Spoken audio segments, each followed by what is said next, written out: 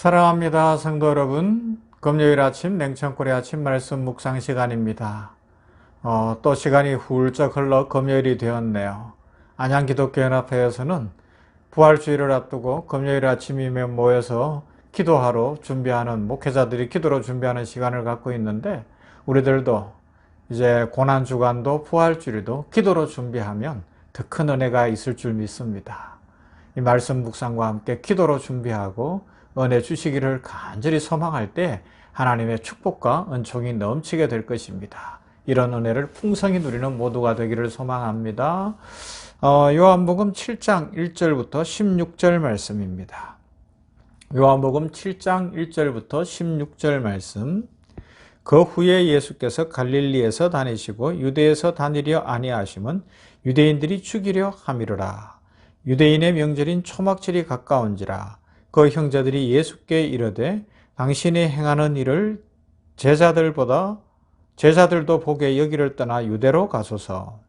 스스로 나타나기를 구하면서 묻혀서 일하는 사람이 없나니 이 일을 행하려 하거든 자신을 세상에 나타내소서 하니, 이는 그 형제들까지도 예수를 믿지 아니함이로라. 예수께서 이르시되 내 때는 아직 이르지 아니하였거니와 너희 때는 늘 준비되어 있느니라. 세상이 너희를 미워하지 아니하되 나를 미워하나니 이는 내가 세상의 일들을 악하다고 정언함이라. 너희는 명절에 올라가라. 내 때가 아직 차지 못하였으니 나는 이 명절에 아직 올라가지 아니하노라. 이 말씀을 하시고 갈릴리에 머물러 계시니라. 그 형제들이 명절에 올라간 후에 자기도 올라가시되 나타내지 않고 은밀히 가시니라. 명절 중에 유대인들이 예수를 찾으면서 그가 어디 있느냐 하고 예수에 대하여 무리 중에서 수군거림이 많아 어떤 사람은 좋은 사람이라 하며 어떤 사람은 아니라 무리를 미혹한다 하나, 그러나 유대인들을 두려워하므로 드러나게 그에 대하여 말하는 자가 없더라. 이미 명절의 중간이 되어 예수께서 성전에 올라가사 가르치시니 유대인들이 놀랍게 여겨 이르되 이 사람은 배우지 아니하였거늘 어떻게 그를 아느냐 하니, 예수께서 대답하여 이르시되 내 교훈은 내 것이 아니요 나를 보내신 이의 것이니라. 아멘. 오늘 말씀에 보면 두 부류의 사람들이 나오는데, 하나는 유대주의자들이고 또 하나는 예수님의 형제들입니다. 유대주의자들은 예수님을 죽일 모의를 하고 있고 공격할 빌미를 찾고 있고요. 예수님의 형제들은 때가 됐으면 이제 자신을 드러내서 권력도 잡고 인기도 얻으라고 부추기고 있어요. 이 두 가지 반응이 다 사람들이 취할 수 있는 반응이지만 메시아이신 예수님을 제대로 만나지 못한 반응이죠. 예수님을 공격하고 죽이려는 무리, 예수님에게 권력을 잡으라고 하고 인기를 얻으라고 하고 자신을 드러내서 스타가 되라고 하는 무리, 이 무리들, 이들은 무엇을 모르고 있는가 하면 때를 모르고 있는 거예요. 때. 그래서 예수님은 초막절에 아직은 안 올라간다, 같이 안 가는 거예요. 그러나 올라가셔요. 가셔서 때가 되었을 때 자신을 드러내시고 회당에서 가르치시는 거예요. 그러니까 사람들이 이야기하죠. 안 배웠는데 어떻게 저렇게 똑똑하냐, 이런 이야기를 하는 거예요. 예수님이 누구신지를 몰랐기 때문에. 자, 여러분, 우리는 이 때에 대해서 오늘 생각을 하고 기도하며 또 한날을 묵상하며 지내보십시다. 때라는 것이 참 중요합니다. 그런 것도 생각하지 않고 사람들은 뭘 노리고 있어요? 한 번의 성공, 일확천금, 아니면 무조건적인 어떤 부귀영화만을 원하고 있는지도 몰라요. 그러나 세상 만사에는 때가 있어요. 지금 봄날이니까 봄에 맞는 여러 현상들이 나타나잖아요. 막 따뜻해졌다가 또 아침 저녁으로 쌀쌀해졌다가 이런 상황 속에서 새싹들이 돋아나고 그러는 것처럼 1997년도에 충북 옥천군 소로리에서 아주 유서거리가 하나 있었는데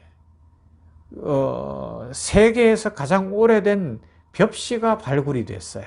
뭐 무덤을 파다 그렇게 된 것 같은데, 그래서 그 벽시 이름이 소로리 벽시예요. 옥천군 소로리에서 발견됐다고. 그래서 현대 과학이 하는 탄소 연대 측정법을 통해서 이 벽시를 묻으면서 나온 벽시를 측정해 봤더니 뭐 약 한 1만 3천 년쯤 됐다. 뭐 그렇게 이야기했어요. 뭐 탄소 측정 연대라는 게 연대 측정법이라는 것이 뭐 과학에서 쓰는 방법이니까 그래 하여튼 한 10,000년쯤 됐다고 하십시다. 벽시가. 그런데 그것이 싹을 냈어요. 그게 더 중요한 거예요. 때에 대한 이야기를 하고 싶은 거죠, 제가. 오랜 시간 땅 속에서 기다리고 있다가 땅이 열리고 햇빛 받기를 기다려온 끈질긴 생명력. 그죠? 하늘의 미랄이 많은 열매를 맺는 시간과 경로와 때는 우리 사람의 지혜로는 다 알 수 없는 하나님의 섭리 안에 있습니다. 하나님의 창조의 섭리요, 하나님의 창조의 질서라고 이야기할 수 있고, 우리 사람의 지혜로 다 알 수 없는 신비라고 이야기할 수 있죠. 그런데 중요한 건 자연 만물은 하나님의 창조주 되심과 창조의 질서 안에서 순응하고 순종하고 그 질서를 따라 살아요. 그런데 하나님의 형상으로 지음받은 우리 사람은 머리가 있으니까, 지식이 있고 지혜가 있으니까 자꾸 하나님께 도전을 하려고 하고 질서를 따르지 않으려고 하는 그런 어리석음을 보일 때가 있어요. 교만함이라고도 표현할 수 있을 거예요. 때를 자꾸 넘어서고 싶어 하는 것이죠. 그러나 우리 주님께서는 오늘 말씀에서 어떻게 해요? 때를 기다리십니다. 인기를 얻는 것도 중요한 것이 아니고, 권력을 잡는 것도 중요한 것이 아니고, 유대인들이 공격하고 죽이려는 것도 문제가 안 되는 거예요. 아버지의 때에 맞추는 그 모습을 보여주시는 것이 우리 주 예수 그리스도의 모습입니다. 사랑하는 성도 여러분, 오늘 우리는 어떻게 살아갈까요? 때를 따라 자연의 질서에 순응하는 이 모든 만물을 보면서 나는 지금 어떻게 살고 있나 한번 돌아보면 큰 은혜가 있을 거예요. 그러면서 예수님의 모습을 보면서 나는 지금 인기를 위해 살고 있는가? 나의 출세만을 위해 살고 있는가? 아니면 세상을 두려워하고 살고 있는 것은 아닌가 생각해보며 예수님처럼 하나님의 때를 찾고 하나님의 축복을 사모하고 하나님 주시는 은혜 속에서 살아간다면 우리의 삶이 참 복되지 않을까요? 오늘 우리들이 이 주님의 마음을 갖고 정말 이 세상 속에서 때를 아는 자로, 참 지혜로운 자로, 그래서 하나님의 은혜와 축복이 넘치는 인생으로 살아갈 수 있기를 간절히 소망합니다. 사랑 많으신 아버지 하나님 감사합니다.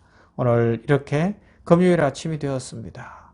기도로 사순절을 보내고 기도로 고난주간을 맞이하고 부활을 맞이할 수 있는 우리 성도들 되게 하여 주시옵시되 때를 아는 인생 되게 하여 주시옵소서.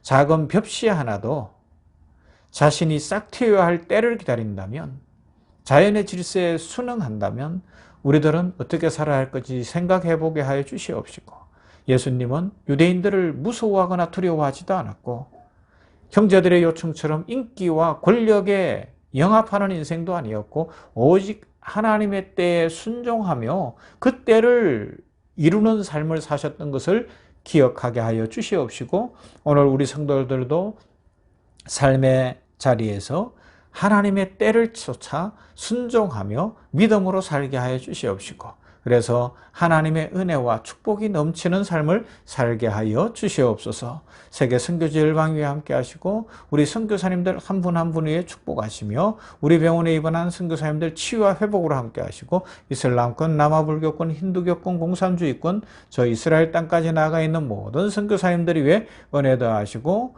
북한이나 중국이나 이슬람의 지하교회들을 지켜주시고 그 성도들에게 안정과 축복과 능력으로 함께하여 주시옵시며 주님 다시 오실 그날을 바라보며 오늘도 복음 전하는 모두에게 축복과 은혜로 함께하여 주시옵시며 우리 병원교회가 우리 효산의료재단 샘병원 공동체가 선교하는 아름다운 공동체, 교회 되게 하시고 병원이 되게 하여 주시옵소서. 예수님 이름으로 기도하옵나이다. 아멘. 찬송할까요? 찬송. 오늘은 96장 예수님은 누구신가?